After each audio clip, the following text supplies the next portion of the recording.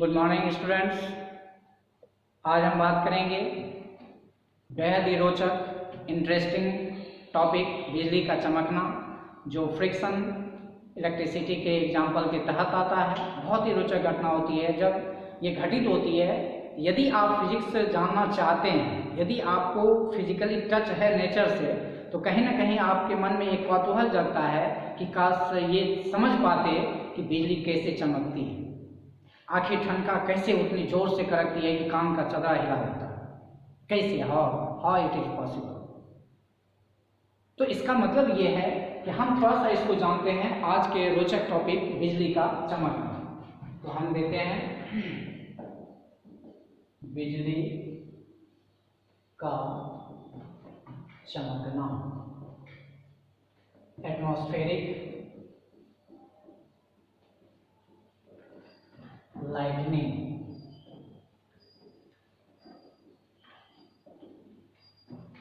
बिजली का चमकना, that means atmospheric lightning. हमने कुछ स्टूडेंट से सवाल किया, भाई ये बताओ बिजली कैसे चमकती है। कुछ ने कहा सर जब दो बादल आपस में टकराते हैं तो बिजली चमकती है। कुछ ने कहा कि सर एक बादल जब जोर से गति करता है तो उससे होता है। तो सबका अपना अपना थिंकिंग था। खैर, जो जहाँ थे वो अपने अपने हिसाब से सही थे। लेकिन हम बात करते हैं कि अब आखिर में कैसे ये संभव होता है। तो कहीं ना कहीं आपके दिमाग में आया कि हम लोग भी बचपन में जब सवाल पूछते थे अपने दद्दू टाइप के लोग से कि भाई बिजली कैसे चमकती है, तो वो भी यही बताते थे। वो भी शायद उस समय यही बताया जाएगा। 4, 5, 6 में अगर आप ये सवाल पूछें तो वैसे यही सब बता के शांत किया जाएगा। तो कहने का मतलब ये है कि बादल का जरूर घटना आए, दैट मीन्स क्लाउड। इसका मतलब क्लाउड जरूर इसमें इंक्लूड है। तो हम बात करते हैं क्लाउड, बादल। ये बादल का चक्र चल रहा है। अब कहता है कि बादल का जब बात आया तो आपके दिमाग में सवाल उठ सकता है कि भाई बिजली चमकती है तो बादल के कारण चमकती है, तो भाई बादल है क्या। आपके मन में ये सवाल उठ जाना चाहिए और उठता भी है। तो ओबियस है कि बहुत सारे लोगों से हमने सवाल किया कि भाई बादल क्या है, तो सबने अपना अपना अलग अलग ढंग से परिभाषा दिया। हम कुछ ऐसे टॉपिक्स बताते हैं जो बादल को के फॉर्मेशन में या किसी अदर घटना में इन्वॉल्व होते हैं। हम शॉर्ट हैंड में थोड़ी सी केमिस्ट्री का नॉलेज दे देते हैं जो कि आपके लिए काफ़ी इंपॉर्टेंट होगा। बादल का फॉर्मेशन हो या जो भी हो, हम सारा कुछ इसमें डील कर देते हैं। तो हम इसको यहाँ से आप देखिए, ये आप जानते हैं कि वस्तु को आप 3 भाग में कैटेगराइज करते हैं।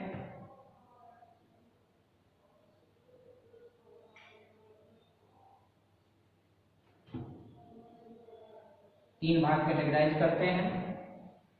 एक होता है आपका ठोस, जिसको आप बोलते हैं सॉलिड। एक होता है आपका द्रव, द्रव्य नहीं द्रव, लिक्विड। और एक होता है आपका गैस।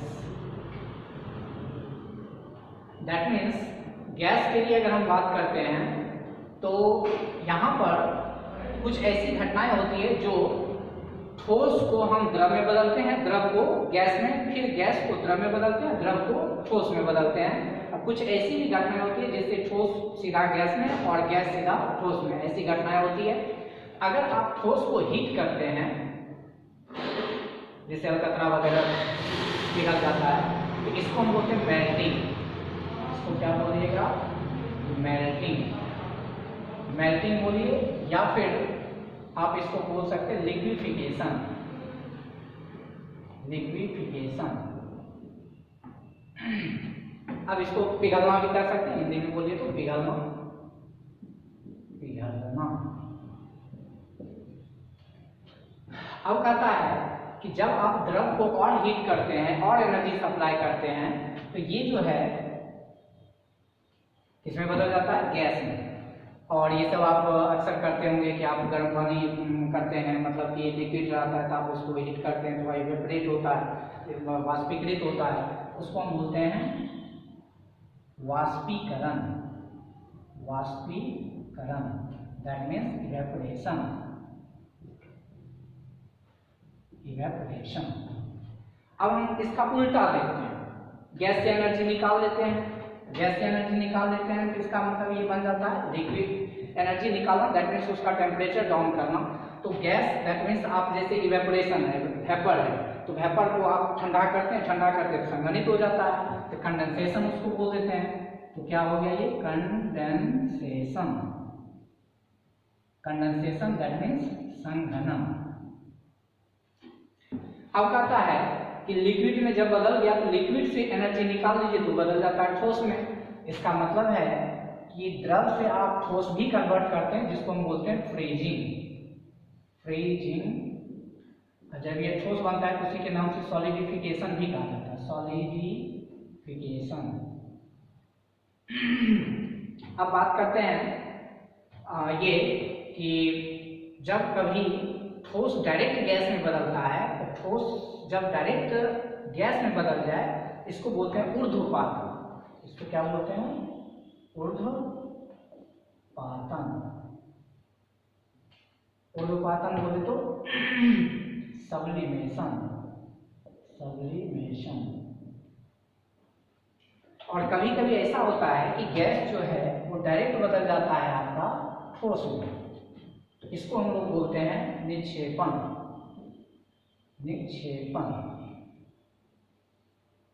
डिपोजिशन।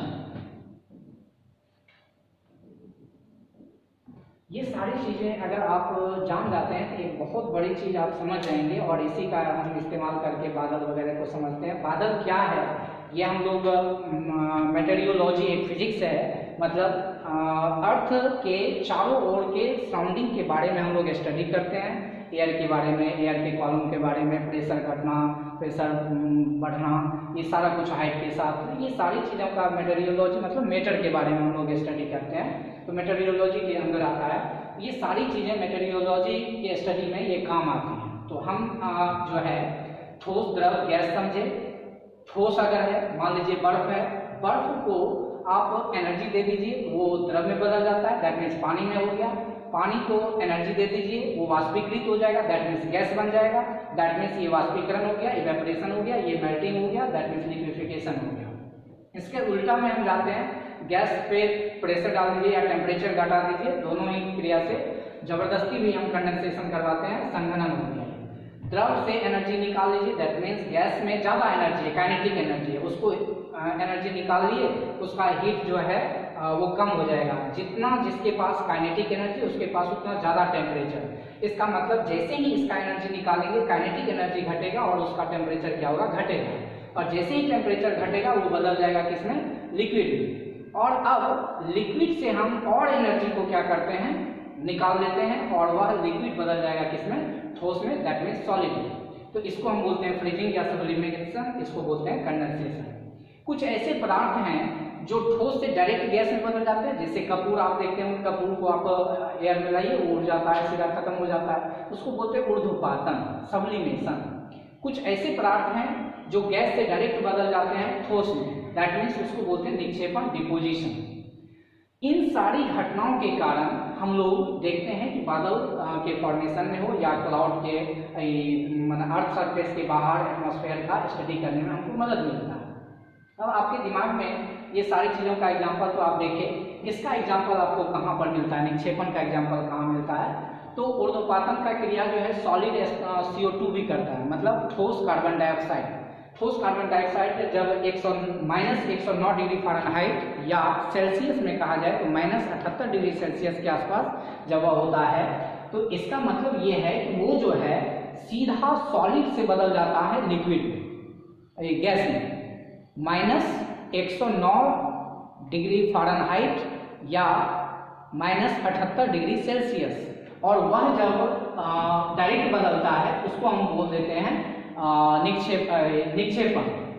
ऊर्ध्वपातन। जब वह ठोस से किस में बदल गया, जिसको सूखी बर्फ भी कहते हैं, सॉलिड CO2 को हम सूखी बर्फ भी कहते हैं, वो सूखी बर्फ जो है डायरेक्ट गैस में बदल जाता है, वो हो गया हमारा सब्लिमेशन। अब कहता है कि अगर आप उसको चाहते हैं कि उसका जो गैसेस आवरण है उसको डायरेक्ट ठोस में बदलते हैं, तो उसको हम बोलेंगे निक्षेपण। भाई कैसे ये पॉसिबल होता है? तो आप एक सॉलिड CO2 ला सकते हैं, हालांकि उतने टेम्परेचर पे थोड़ा सा समहाउ डिफिकल्ट होता है। -109 डिग्री फ़ारेनहाइट या फिर -78 डिग्री सेल्सियस थोड़ा सा डिफिकल्ट होता है, उस पर ले आए, उसको आप बाहर लाइए। वो क्या करता है, सराउंडिंग से एनर्जी लेता है, वातावरण से एनर्जी लेता है और वह सीधा बदल जाता है गैस में। सब्लिमेशन हो गया। अब क्या करते हैं, अब इसका एग्जांपल देखना है। हम क्या करते हैं, कॉपर का एक सिक्का लाते हैं। पहले ज़माने में कॉपर का चलता था, पीतल का चलता था, तो वो हम क्या करते हैं, लाते हैं। कॉपर जो है गुड कंडक्टर ऑफ हीट होता है, उसको हम क्या करते हैं कि इस पर लाते हैं, उस बर्फ पे डाल देते हैं, मतलब बीच में घुसा दीजिए। वो तुरंत क्या करता है, उसके हीट को कैप्चर करता है, इसलिए कि हीट वो गेन करेगा। अब वो क्या करेगा, जैसे ही हीट गेन करता है तो वो जो वाष्प में बदल रहा था वह सारा का सारा जो है अब उसके ऊपर जो है, चूंकि ठंडा होगा तो उसके ऊपर डायरेक्ट जो है बैठ जाता है, परत, वो परत टाइप का बैठ जाता है, उसको हम लोग बोलते हैं निक्षेपण। इसका मतलब ये है कि निक्षेपण देखिए, इन सारी घटनाओं के कारण हम लोग कई सारी प्रक्रियाएं देखते हैं। तो अब अभी तक हमने ये नहीं बताया है कि बादल क्या है, लेकिन इन सारी घटनाओं के कारण आपको बहुत सारी जानकारी मिलेगी, जो हम कभी बाद में होगा तो डिस्कस कर देंगे। अब ये क्लाउड क्या है, इन शॉर्ट आप सीधा समझिए, क्लाउड से हमको मतलब है, क्लाउड क्या है वो थोड़ा सा जान लेते हैं, काम चल रहे हैं। क्लाउड जो होता है कि जब सूर्य प्रकाश पड़ता है तो उसके कारण इवेपोरेशन की घटना होती है। 3 हिस्सा जल है, कुछ नदियों का जल है, तो उन सारी घटनाओं के कारण जो है इवेपोरेशन की घटना होती है, यानी कि जल जो है वाष्प के रूप में कन्वर्ट होता है और वहाँ से वह जब उठता है तो वहाँ से वह मोशन करते हुए जाता है थल विभाग की ओर। थल विभाग की ओर जाता है तो वहाँ डस्ट पार्टिकल होते हैं, डस्ट पार्टिकल के ऊपर जो है वह मतलब बैठ जाते हैं। उसको एरोसोल के तहत अध्ययन किया जाता है, आप पढ़िएगा वहाँ पे एरोसोल वगैरह, केमिस्ट्री में एक टॉपिक है जिसको सरफेस केमिस्ट्री बोलते हैं, उसमें आप पढ़िएगा। वो बैठ जाता है और वह जो है एक्यूमुलेट हो जाता है, मतलब एक जगह हो जाता है, और एक जगह होने के कारण जो है एक वातावरण बन जाता है, जिसको हम बोलते हैं बादल। कोई आवरण बड़ा हो जाएगा, कोई छोटा हो जाएगा। तो इस तरह से बादल का फॉर्मेशन होता है।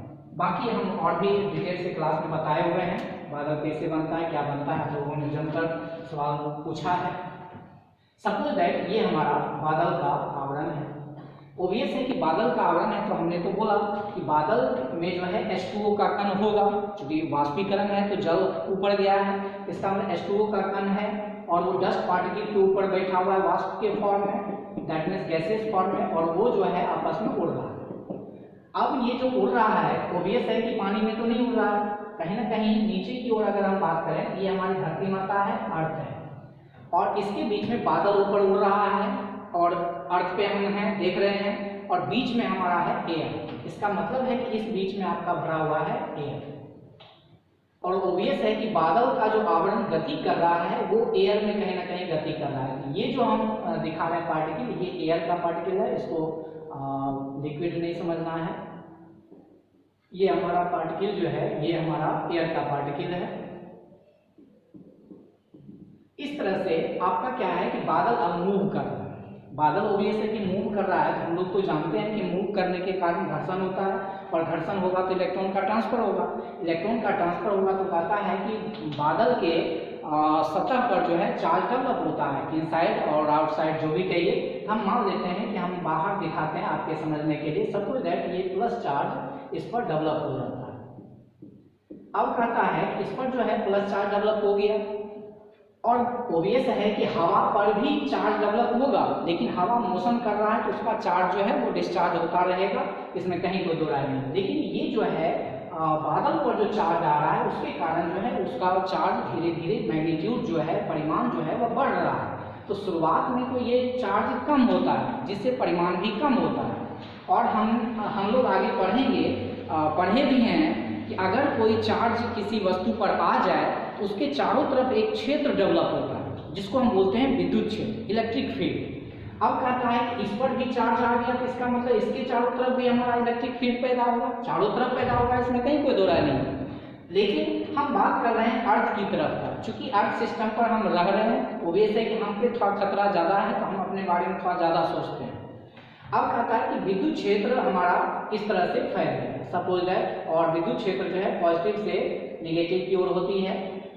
तो इस तरह से विद्युत क्षेत्र चारों तरफ है, लेकिन हम इधर की तरफ दिखा रहे हैं। और याद रखना है ये जो आपका एयर है, हवा है, ये बैड कंडक्टर है, गुड कंडक्टर नहीं है, बैड कंडक्टर है, bad conductor of heat and electricity, heat and electricity. इसका मतलब है कि बैड कंडक्टर का मतलब ये हो गया कि इलेक्ट्रिसिटी को भी आसानी से जाने नहीं देता है और हीट को भी आसानी से जाने नहीं देता है। मतलब जाने देगा लेकिन वो दिक्कत करता है, वो हीट ले करके जा सकता है। अब हम बात करते हैं कि जब इसमें देखते हैं इलेक्ट्रिसिटी नहीं जाएगी, तो क्यों नहीं जाएगी? तो कहता है जितना भी बैड कंडक्टर है, इसका मतलब उसमें डायपोल होता है, कुचालक पदार्थ जिसको बोलते हैं आप, वो आपका डायपोल से बना होता है। तो डायपोल का मतलब डायपोल, जो हम आगे चर्चा करेंगे। हम किसी एक पर बात कर लेते हैं। डायपोल का मतलब होता है कि आपका पॉजिटिव और नेगेटिव मैग्नीट्यूड में बराबर और कुछ डिस्टेंस पे रहता है, तो उसको हम डायपोल कहते हैं। डाय मतलब दो, पोल मतलब ध्रुव, एक पॉजिटिव पोल हो गया, एक नेगेटिव पोल हो गया, कुछ दूरी पे है, कुछ डिस्टेंस पे है, उसको हम डायपोल कहते हैं। इस तरह से इस एयर में ढेर सारे मॉलिक्यूल्स हैं, मतलब ढेर सारे डायपोल्स हैं। अब कहता है कि सपोज दैट ये हमारा पॉजिटिव है, ये हमारा नेगेटिव है, ये हमारा पॉजिटिव, ये हमारा नेगेटिव। हालांकि जैसे तैसे होगा, लेकिन हम इसको सजा करके तो देख रहे हैं ताकि आपको समझने में बेहतरी हो। अब जैसे ही विद्युत क्षेत्र फैलेगा, सब अपने आप सज जाएगा। और याद रखना है कि जब किसी डायपोल को या आवेश को विद्युत क्षेत्र में रखते हैं, बाह्य विद्युत क्षेत्र में रखते हैं, इसके लिए ये बाह्य विद्युत क्षेत्र है, एक्सटर्नल इलेक्ट्रिक फील्ड है। और जब आप उसमें रखिएगा तो धन आवेश पर, पॉजिटिव चार्ज पर एक इलेक्ट्रिक फोर्स डेवलप होता है, इलेक्ट्रिक फोर्स कार्य करता है जो विद्युत क्षेत्र की दिशा में लगता है। और नेगेटिव चार्ज पर जो इलेक्ट्रिक फोर्स लगता है वो विद्युत क्षेत्र के विपरीत दिशा में लगता है, जो आगे हम बताएंगे। तो पॉजिटिव चार्ज है तो उस पर फोर्स लगा कहाँ? विद्युत क्षेत्र के दिशा में, और नेगेटिव पे लगा विद्युत क्षेत्र के विपरीत दिशा में, और दोनों का परिमाण हो जाता है बराबर। मान लो कि ये फोर्स F है, ये भी फोर्स F है। अब सपोज कीजिए ये डायपोल है और यहाँ पे ये डायपोल है, ये नेगेटिव है, ये पॉजिटिव है। इस पर हम इधर खींच रहे हैं, इसको इधर खींच रहे हैं, इसको खींच रहे हैं, फोर्स लगा रहे हैं। ऑब्वियस एक शुरुआती दौर में नहीं खींचा रहा है, लेकिन ये जो चार्ज जा रहा है, इसके कारण जो इलेक्ट्रिक फील्ड पैदा हो रहा है, इसका परिमाण धीरे धीरे बढ़ रहा है, क्योंकि चार्ज का परिमाण भी बढ़ रहा है, मैग्नीट्यूड बढ़ रहा है। तो एक समय आता है कि चार्ज का मान इतना बढ़ जाता है कि इलेक्ट्रिक फील्ड का मान अप्रोक्सीमेटली 3 × 10⁸ वोल्ट पर मीटर हो जाता है। और जैसे ही विद्युत क्षेत्र का मान लगभग 3 × 10⁶ वोल्ट पर मीटर पहुंच जाता है, तैसे ही अचानक ये डायपोल टूट जाता है। मतलब ये धीरे धीरे बढ़ रहा था और एक समय आया ये क्या हो गया? टूट गया। तो जैसे ही डाइलेक्ट्रिक टूटा, इस घटना को ही हम लोग बोलते हैं बिजली का चमकना। क्योंकि जब कोई चीज टूटता है वहाँ इलेक्ट्रोमैग्नेटिक वेव निकलता है, दैट मीन्स वहाँ से साउंड भी निकल रहा है, क्योंकि टूटेगा तो साउंड निकल रहा है, और वहाँ से प्रकाश भी निकल रहा है। इसको हम बोलते हैं बिजली का चमकना। तो इस तरह से हम क्या देखें कि एक हवा जो था, हवा का डायपोल टूट गया, दैट मीन्स पॉजिटिव अलग, नेगेटिव अलग। और जैसे ही हमारा ये चार्ज फ्री हो गया, और हम जानते हैं कि किसी वस्तु में चार्ज फ्री हो जाए वो हो जाता है गुड कंडक्टर ऑफ इलेक्ट्रिसिटी। इसका मतलब ये है कि हम अगर बात करें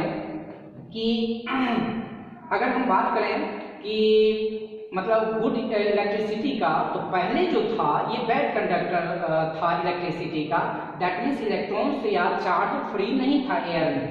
लेकिन जैसे ही हमारा डायपोल टूटा, तैसे ही ये अचानक कुचालक से क्या बन जाता है? सुचालक। इसको इन शॉर्ट हम कह सकते हैं कि हवा का अचानक कुचालक से सुचालक बनने की घटना ही क्या कहलाती है? बिजली का चमकना। और फिजिक्स के तहत अगर बात करें, इसको बोलते हैं break down of dielectric. Language में सुनने में अच्छा लगता है बिजली का चमकना, लेकिन इसको हम बोलते हैं break down of dielectric, break down of dielectric. तो इस तरह से जब डाइलेक्ट्रिक का ब्रेकडाउन होता है तो वहां से वेव निकलता है, दैट मीन्स लाइट निकलता है, और साउंड भी निकलता है जो हम तक पहुंचता है। प्रकाश पहले पहुंच जाता है, साउंड बाद में सुनाई पड़ता है। जबकि दोनों सेम टाइम पर डेवलप होता है। कारण ये है कि प्रकाश का वेग जो होता है c जो होता है प्रकाश का वेग वो होता है लगभग 3 × 10⁸ मीटर पर सेकेंड। लेकिन दूसरी तरफ अगर साउंड का स्पीड हम देखें, दैट मीन्स vs अगर हम बात करें, वेलोसिटी ऑफ साउंड यानी ध्वनि का वेग एयर में, वो अप्रोक्सीमेटली होता है 330 मीटर पर सेकेंड। कहाँ 330, कहाँ 3 लाख मीटर पर सेकेंड। इसका मतलब ये है 30 करोड़ 3 लाख किलोमीटर पर सेकेंड ये कहा जाएगा इसको, और कहाँ ये 330 मीटर पर सेकेंड। तो कहीं तुलनात्मक है ही नहीं। ये बड़ा तेजी से हम तक पहुंचेगा और ये बड़ा सुस्ताहा होकर के हम तक पहुंचेगा। इसलिए दोनों सेम टाइम में घटित होने के बावजूद प्रकाश हमको पहले दिख जाता है, बिजली का चमकना पहले दिख जाता है और उसकी ध्वनि जो है वो हम तक लेट पहुंचती है। तो इस तरह से हम इन शॉर्ट अगर हम फिर से एक बार देखना चाहें तो हम आसानी से देख सकते हैं। बिजली का चमकना एटमॉस्फेरिक लाइटनिंग क्या है? हम कहेंगे जब बादल का आवरण हवा में गति करते हैं तो बादल के कण और हवा के कण के बीच घर्षण होता है, जिससे इलेक्ट्रॉन का ट्रांसफर होता है और बादल के कणों पे आवेश उत्पन्न होने लगता है। शुरुआत में बादल के आवरण पे या कणों पर आवेश का परिमाण कम होता है, जिससे विद्युत क्षेत्र का परिमाण भी कम होता है। लेकिन जैसे जैसे आवेश का परिमाण बढ़ता है तैसे तैसे विद्युत क्षेत्र का परिमाण भी बढ़ता है और वह जैसे ही लगभग 3 × 10⁶ वोल्ट पर मीटर हो जाता है कि हवा में मौजूद डायपोल का ब्रेकडाउन हो जाता है, दैट मीन्स वो टूट जाते हैं, अर्थात अचानक हवा कुचालक से सुचालक बन जाते हैं और इस घटना को ही बिजली का चमकना एटमॉस्फेरिक लाइटनिंग अर्थात ब्रेकडाउन ऑफ डाइलेक्ट्रिक कहते हैं। और जब ये अब आवेशित बादल हमारा हो चुका है, बादल आवेशित हो चुका है, तो कोई भी चार्ज चाहता है कि हम न्यूट्रलाइज हो जाए अर्थ तक। ऊपर अगर कोई है वो चाहता है कि हम अर्थ तक जाकर के न्यूट्रलाइज हो जाए, ये दिली इच्छा है। अब ये पहले क्या होता था कि हवा था बीच में जो कुचालक था और ये कह रहा था भाई तेरे को हम जाने नहीं देंगे। डेवलप हो भी रहा होगा शुरुआत में, लेकिन ये जाने नहीं दे रहा था क्योंकि बीच में क्या था, हवा एकदम दुश्मन की तरह लगा हुआ। अब क्या है, ये जैसे ही हवा अचानक कुचालक से क्या बन गया, सुचालक। अब कहता भाई तू जा। सबका अपना अपना एक कैपेसिटी होता है बर्दाश्त करने का, तो बर्दाश्त से जैसे ही बाहर हो गया, ये बर्दाश्त से बाहर इस विद्युत क्षेत्र पे हुआ और जैसे ही बर्दाश्त से बाहर हुआ कि ये अचानक हमेशा ये अचानक डायपोल जो है ब्रेक कर गया, टूट गया और चार्ज फ्री हो गया। जैसे ही चार्ज फ्री हो जाए समझिए वो इलेक्ट्रिसिटी बन गया, इसका मतलब इलेक्ट्रिसिटी आसानी से जा सकता है। अब ये चार्ज आसानी से एयर के माध्यम से कहाँ जाना चाहेगा, अर्थ में, और जैसे ही ये अर्थ में न्यूट्रलाइज होने के लिए जाना चाहेगा, उदासीन होने के लिए जाना चाहेगा, उस घटना को हम लोग बोलते हैं ठंडरिंग, ठनका। और ये इतना खतरनाक होता है हम लोग बता नहीं सकते हैं, लाखों वोल्ट तक का वह पैदा करता है। हम लोग 20-25 हज़ार वोल्ट वाला रेलवे वाला जो जाता है इतना खतरनाक होता है, लिख दिया जाता है खतरा। हमारे घरेलू परिपथ पे लिखा हो रहता है डेंजर 220 वोल्ट, 440 वोल्ट, 11,000 वोल्ट, लेकिन यहाँ तो लाखों वोल्ट है। इसका मतलब ये है कि इतना खतरनाक है, इस पर रिसर्च अभी तक अधूरा है, पूर्ण नहीं है, लेकिन एक आंकड़ा है जिसके आधार पर हम लोग चलते हैं। तो इस तरह से हम कह सकते हैं कि ठनका क्या है, तो आवेशित बादल का हवा के माध्यम से अर्थ तक जाने की प्रक्रिया और उदासीन होने की प्रक्रिया को हम लोग बिजली का ठनका कहते हैं, थंडरिंग कहते हैं, और ये काफ़ी खतरनाक होते हैं। तो इस तरह से हम लोग देखें बिजली का चमकना। कुछ मन में सवाल उठे कि सर ये बिजली का चमकना जो था उसको ब्रेकडाउन ऑफ डाइलेक्ट्रिक क्यों बोलते हैं?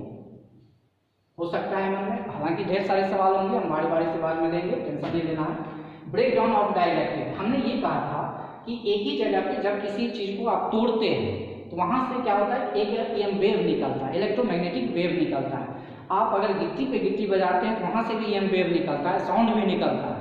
और बात है कि हमारे आंखों को कुछ EM वेव दिख जाता है और कुछ EM वेव नहीं दिखता है। तो ओबियस है कि यहाँ पर जो निकला वो हमको दिखेगा, लेकिन कुछ ऐसे भी होंगे जो नहीं दिखेंगे। ये तो हुआ आकाश में घटित होने वाले ताकतवर बिजली का चमकना। दूसरा भी हम देखते हैं जब आप लूज कनेक्शन आप लेते हैं, वायर लेते हैं, उसके ऊपर लूज कनेक्शन करते हैं, उसको सटाते हैं तो वहाँ देखते होंगे स्पार्किंग होता है।